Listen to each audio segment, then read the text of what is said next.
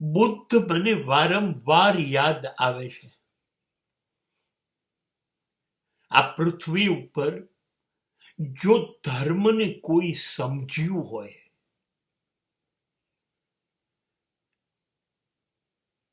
તો એ બુદ્ધ છે.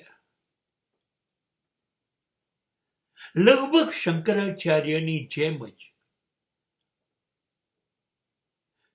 શંકરાચાર્ય કરતા પણ એક પગલું આગળ જતા રહ્યા. શંકરાચાર્યએ તો કહ્યું, અહમ બ્રહ્માસ્મિ, હું જ ઈશ્વર છું. પણ બુદ્ધ બોલ્યા, ઈશ્વર છે જ નહીં.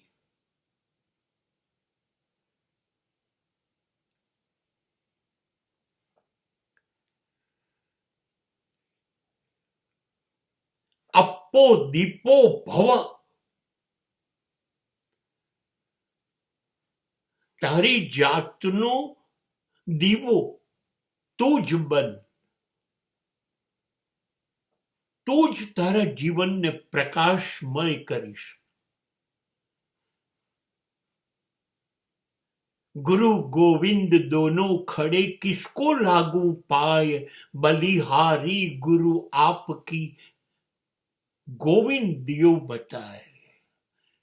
ગુરુ અને ઈશ્વર બે ઉભા હતા. હું તો ગુરુને પગે લાગ્યો, ઈશ્વરને નહીં. કેમ કે આ ઈશ્વર છે એવું કહ્યું કોણે, બતાવ્યું કોણે, ઓળખાણ કોને કરાઈ? ગુરુએ. તો હું ઈશ્વરને પગે લાગીશ. આપણે પગે લાગીને રહી ગયા ગુરુઓ પાસે, ગુરુના પગ દબાયા, ગુરુના વખાણ કર્યા, ગુરુ પૂર્ણિમાઓ ઉજવવામાં ખોવાયા. નહીં, ગુરુ તો આંગળી ચીંધે, આ રસ્તે જા, ત્યાં ઈશ્વર મળી જશે.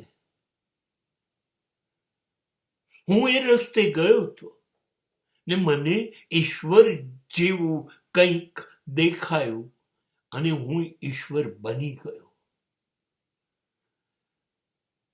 ગુરુ રસ્તો બતાવે,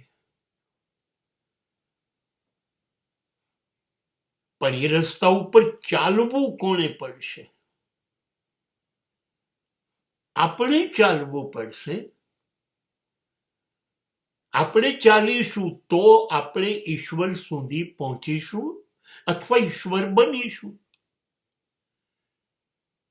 એવું તો બને નહીં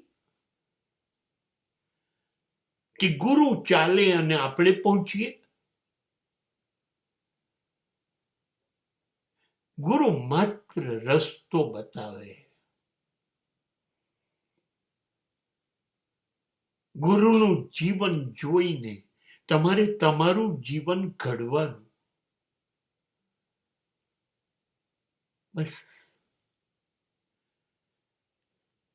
આપ મુઆ વિના સ્વર્ગે ના જવાય.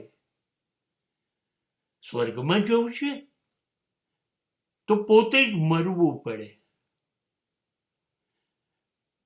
ઈશ્વર જોઈએ છે તો ગુરુ બતાવે એ રસ્તે ચાલવા માંડો.